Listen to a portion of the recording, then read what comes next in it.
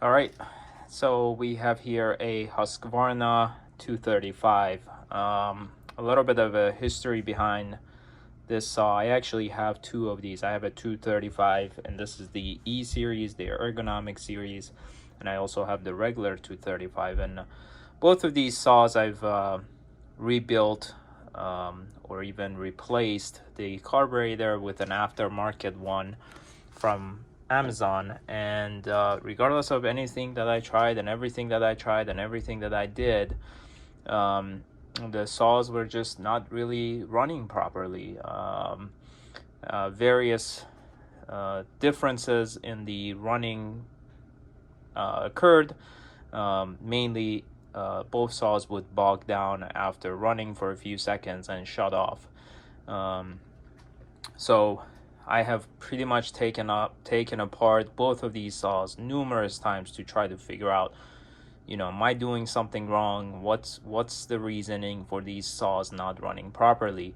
Not only was I replacing the carburetors, but I'm also replacing the fuel, the primer bulb, the fuel lines. The fuel lines are pretty important in this situation. I'm gonna get into that in a second. Change the gaskets.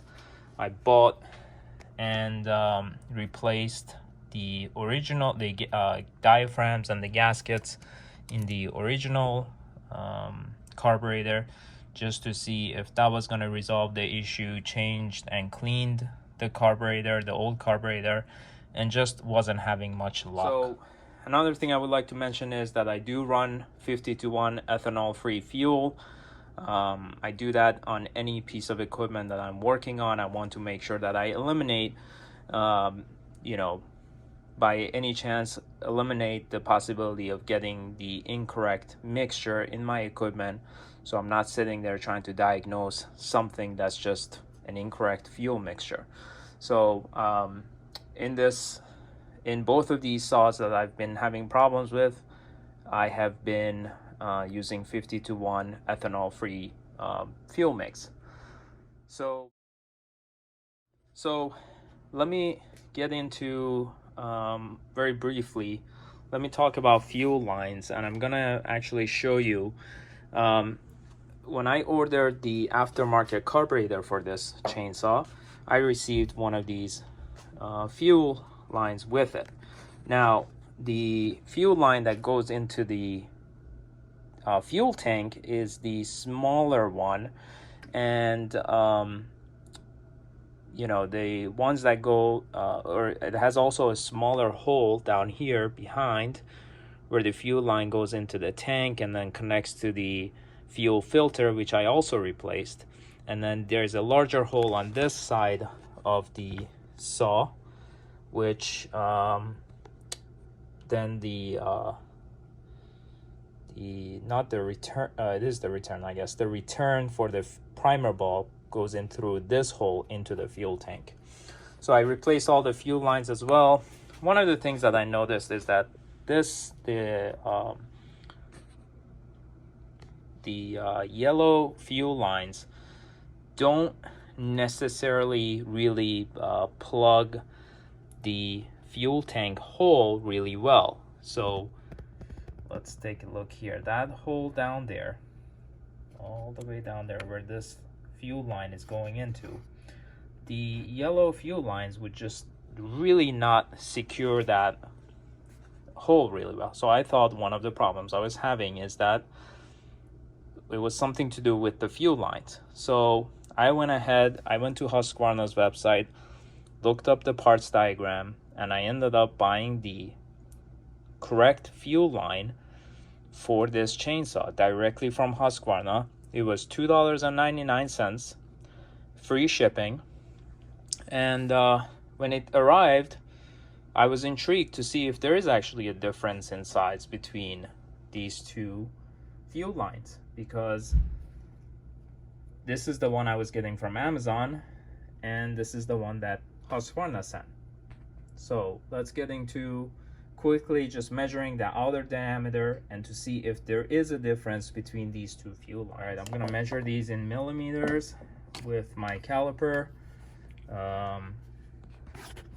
So I'm going to measure these fuel lines with my caliper, and I'm going to do it in millimeters, and so you can see it. So let's set this to 0, and my caliper is currently reading 0.00 millimeters. I'm going to do first the fuel line, the yellow fuel line, the one that I received from Amazon. And I'm going to basically barely press the caliper closed, and as you can see here, we're reading about 3.5 millimeters. And if I were to now switch over and measure the white fuel line, the one that Husqvarna sent, doing the same thing again, you can see that we're now measuring with putting barely any pressure, just enough to hold the fuel line in. We are measuring about 3.7 millimeters. And if that's not enough, I will try my best to get this, but if you compare the two fuel lines from direct head on, you kind of see that the white one is slightly bigger. So with everything that I've tried now, I've opened and closed these saws numerous times, changed the fuel lines, I'm still not getting the chainsaws to run properly. Adjusting all the screws, the adjustment screws, the idle screw, it's just really, it just bogs down and dies.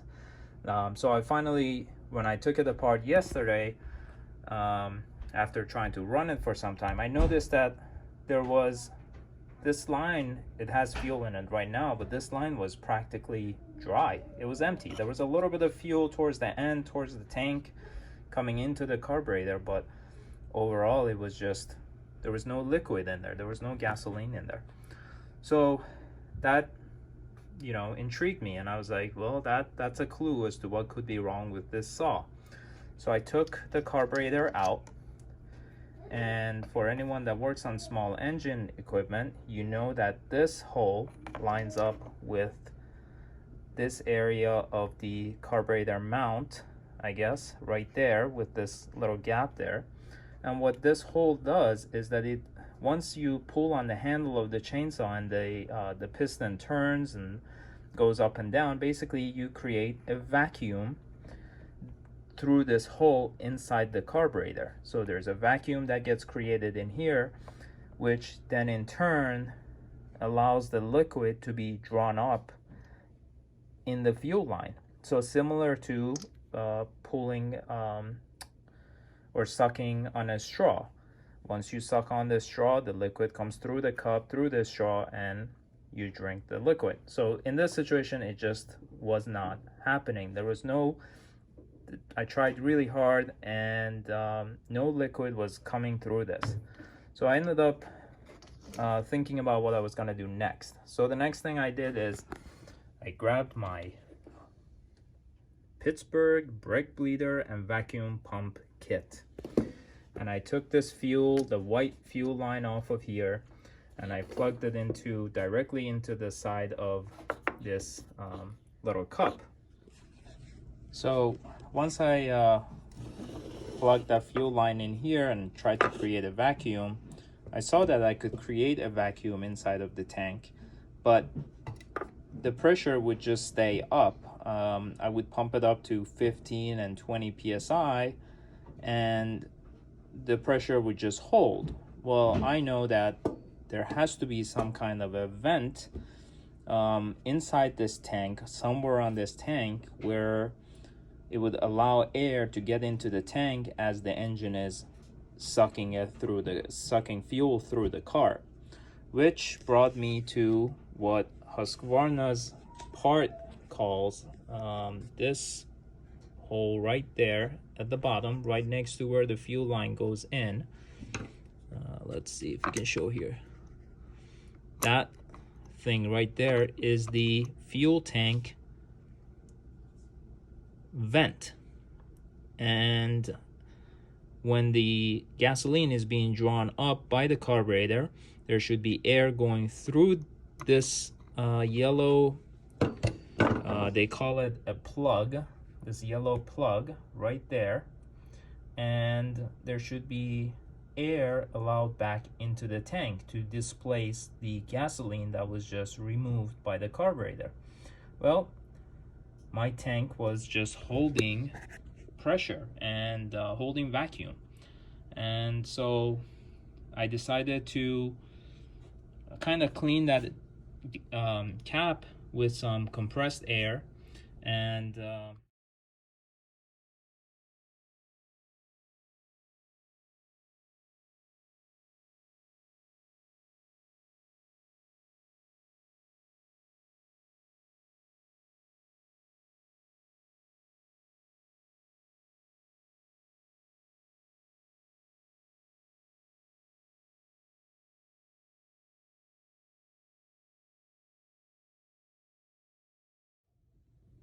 so the next thing that I did was I took the saw and I used some compressed air to clean up the plug, and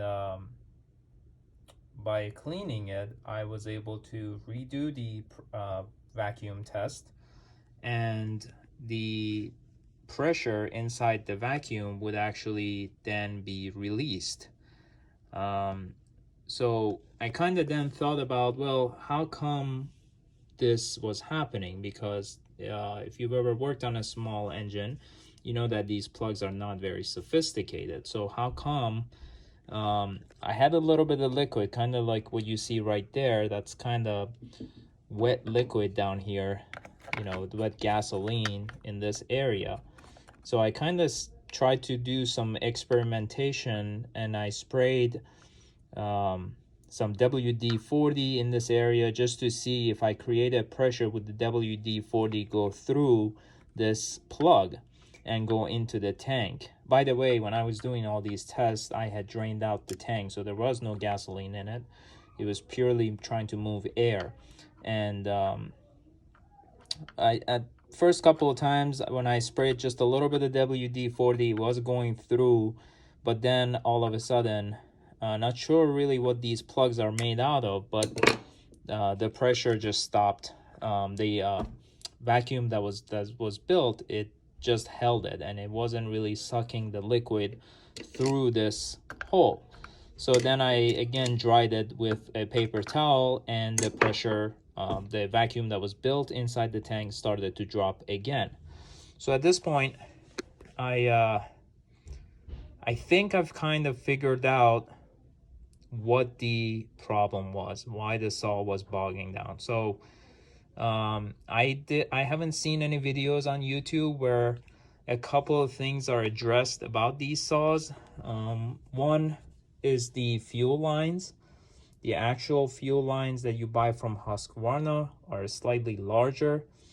That hole that this goes into is a very, very small hole, but at the same time, that few millimeters of a difference really does play an important role, because if the gas is able to come into this housing area, this area where the carburetor sits into, and if the gasoline comes through this hole and is able to just kind of, you know, pull in this area, well, it can easily go on top of that plug and cover it. And by doing the testing that I did, I could see that this plug, even though it can pull, you can pull air through it, or air can be pulled through it as the gasoline is being displaced into the carb and into the into the cylinder, well then it can't do the same thing if there's liquid sitting on top of it. So a little bit of liquid is okay, but if you get too much liquid in there, then it really doesn't suck the liquid down into the gas tank. So then the gasoline cannot be displaced out of the fuel tank into the carb. So I again did not see any of these chainsaws with the fuel tank vent right there in this housing area right next to the carburetor. So a few things I figured I'd create this video. I hope it helps people out.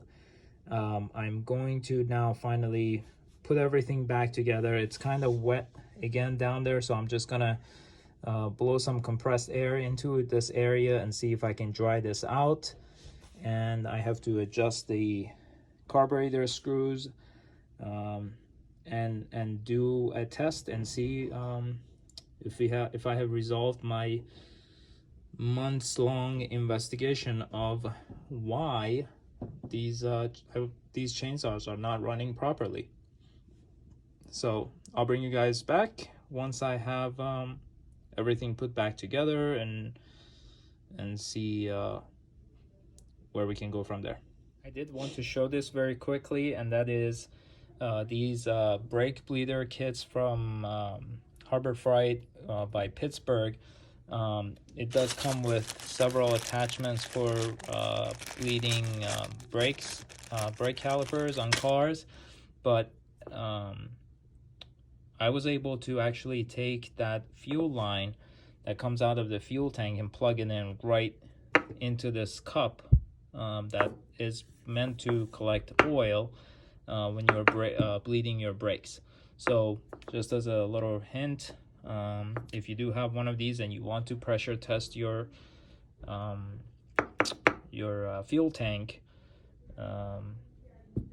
vacuum test, not pressure test, I'm sorry, you could actually plug this line directly into this hole of the cup.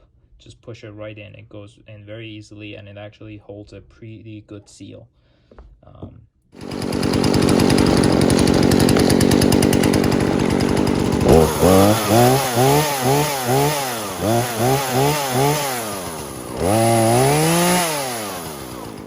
So, good news.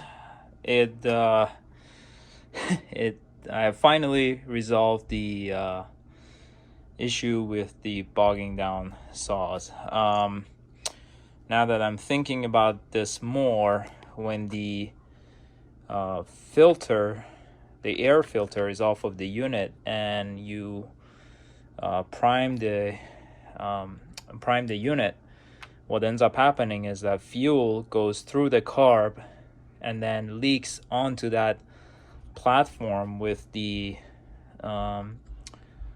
plug that I shown earlier, where the fuel tank vent is. So, you know, if you're working on one of these saws, again, I didn't see a video. I don't know if I mentioned this earlier or not. I did not see a video on YouTube showing how one can change the plug and the vent. I will include all the part numbers, and would love to know how they actually get changed on these saws. I don't know if there is another model similar to the 235 where the fuel vent is right in that on that platform where the carburetor is hooked on to the engine, to the motor. So this is the other saw, similar issue. It would keep bogging down after trying numerous times. I just was not having any luck. So I just tried it after months of sitting, and the saw ran beautifully. It ran just like the 235E. So I'm kind of thinking that if there was any fuel above that plug, that the fuel has dried, allowing this chainsaw to run properly. I'm still going to go through and put the appropriate size fuel line for the tank inside of this unit, because I recently ordered those and was able to obtain them. So hope this helps somebody out there. Again, keep that area just dry. Liquid will not go through that plug. If even a little bit of liquid is on it, it's going to plug it up. It's going to plug the plug, and you will not be able to, the saw will not be able to vent the fuel tank. So there it is. Here's the info off of the 235E, and here is the 235 model, the information on that.